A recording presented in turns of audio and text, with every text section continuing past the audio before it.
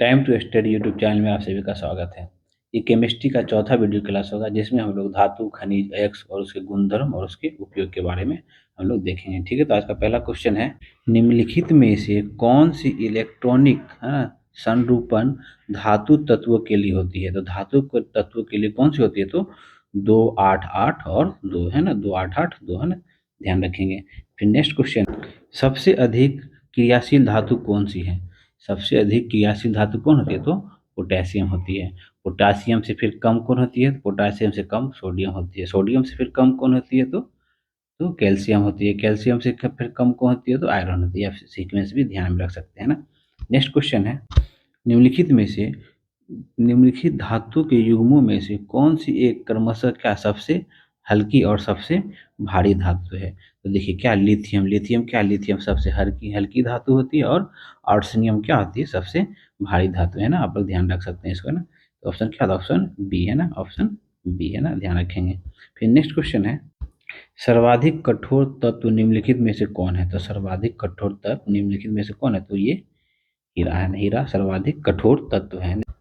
निम्नलिखित में से कौन कठोरतम धातु है, तो कौन है कठोरतम धातु, कौन है, तो इनमें से टंगस्टन। टंगस्टन क्या है, सबसे इनमें से कठोरतम धातु है ना।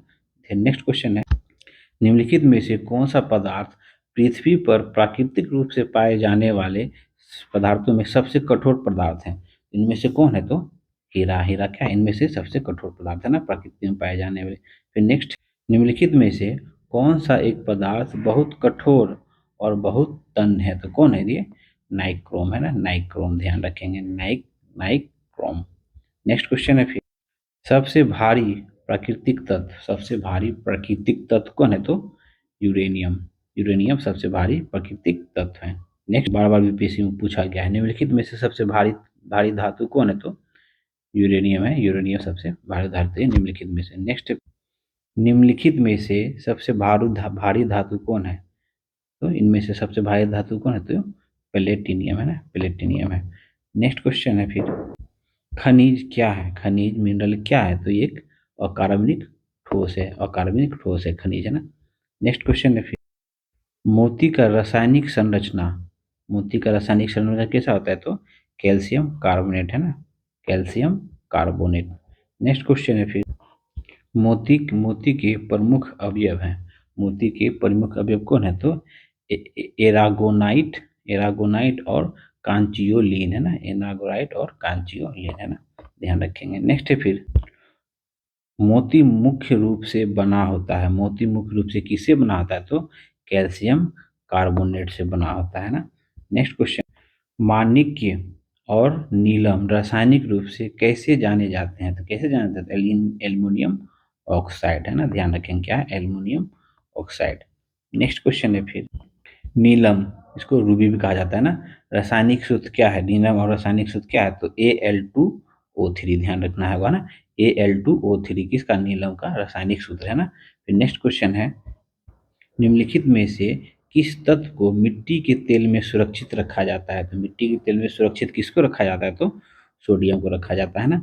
नेक्स्ट क्वेश्चन है, फिर आजकल सड़क की रोशनी में पीले लैंप बहुलता से प्रयुक्त हो रहे हैं। इस लैंपों को निम्नलिखित में से किसका उपयोग किया करते हैं, किसमें, इस लैंपों में किसका उपयोग होता है, तो सोडियम का उपयोग होता है ना, ध्यान रखेंगे। नेक्स्ट है, फिर सोडियम वाष्प लैंप प्रायः सड़क प्रकाश के लिए प्रयुक्त होते हैं, क्योंकि सोडियम वाष्प लैंप प्रायः सड़क प्रकाश के लिए उपयोग होते हैं, इसलिए होते हैं, इसका प्रकाश क्या होता है, एक वर्णी है और पानी की बूंद से गुजरने पर विभक्त नहीं होती, इसलिए इसका प्रकाश जो है सोडियम का सड़क लैंप में प्रयोग होता है ना, ध्यान रखेंगे।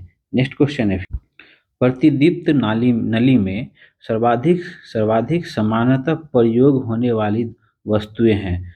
वस्तु कौन है, सर्वाधिक प्रयुक्त होने वाली वस्तु इनमें से कौन है, तो बताइए, पारा वाष्प तथा आर्गन है ना, पारा वाष्प तथा आर्गन है ना।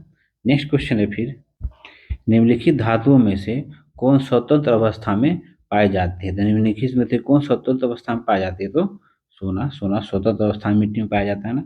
नेक्स्ट क्वेश्चन है, शुद्ध सोना कितने कैरेट का होता है, तो शुद्ध सोना कितने कैरेट का होता है, तो 24 कैरेट का होता है शुद्ध सोना है ना। नेक्स्ट है, फिर अति मुलायम खनिज टॉल्स मुख्यतः है कौन सा, तो मैग्नीशियम सिलिकेट, ध्यान रखेंगे। नेक्स्ट क्वेश्चन, निम्नलिखित में से किस पदार्थ में कैल्शियम विद्यमान है, मतलब कैल्शियम प्रेजेंट है, तो किस में, तो जिप्सम, जिप्सम में क्या होता है, कैल्शियम प्रेजेंट होता है ना। नेक्स्ट, चूना पत्थर का रासायनिक नाम होता है, चूना पत्थर का रासायनिक नाम क्या है, तो calcium carbonate, calcium carbonate, carbonate को चूना पत्थर का रासायनिक नाम है ना। नेक्स्ट क्वेश्चन है, प्लास्टर ऑफ पेरिस का रासायनिक रूप क्या है, तो calcium sulphate, calcium sulphate, plaster of Paris का रासायनिक रूप कैल्शियम सल्फेट। नेक्स्ट, फिर प्लास्टर ऑफ पेरिस बना होता है तो किससे, तो जिप्सम से बना होता है ना। नेक्स्ट, फिर टूटी हुई हड्डियों में रक्षा के लिए प्लास्टर ऑफ पेरिस का प्रयोग होता है, यह है क्या है, यह एक जिप्सम है ना।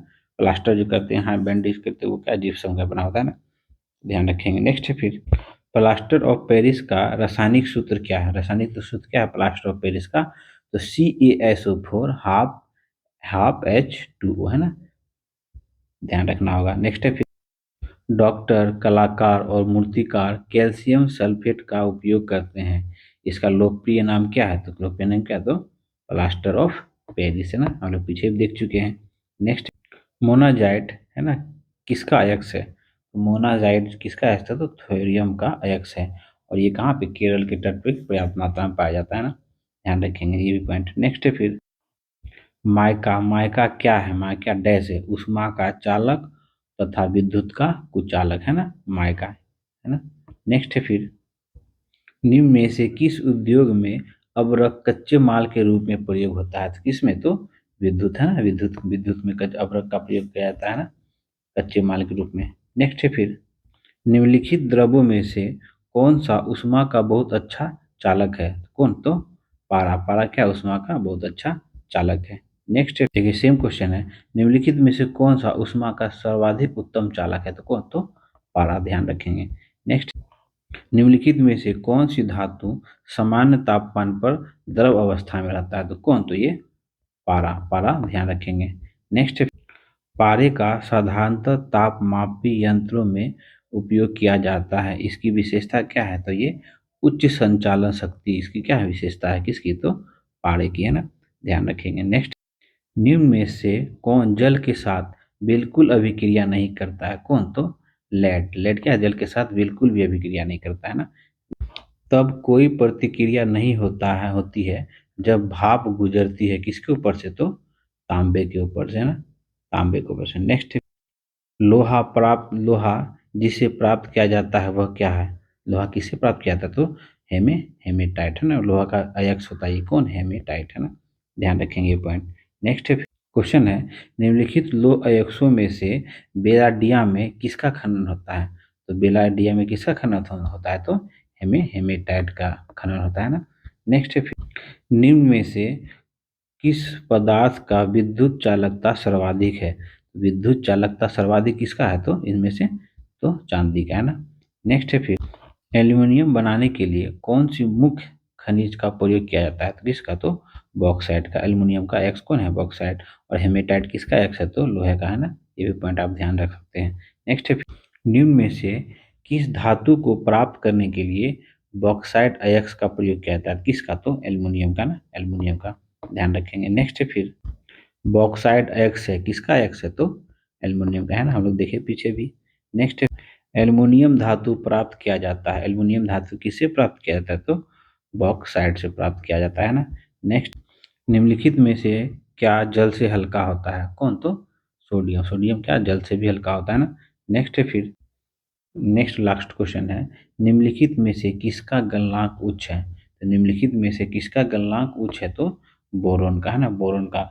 गलनांक, गलनांक वह तापमान होता है जिस जो अपनी ठोस अवस्था को पिघलाकर द्रव अवस्था में पहुंच जाता है ना, आप लोग ध्यान रखेंगे। तो यहीं तक था हम लोग का केमिस्ट्री का जो हम लोग पढ़ रहे थे, उसके बाद फिर इसी तरह हम लोग मिश्र धातु, इसी तरह हम लोग का चलता रहेगा चैप्टर चैप्टर वाइज है ना। तो अगर प्लीज़ आपको चैनल अच्छा लगा तो प्लीज़ लाइक करें, फ्रेंड लोग के साथ शेयर करें और सब्सक्राइब जरूर करें। मिलते हैं फिर नेक्स्ट वीडियो में। Thank you for watching.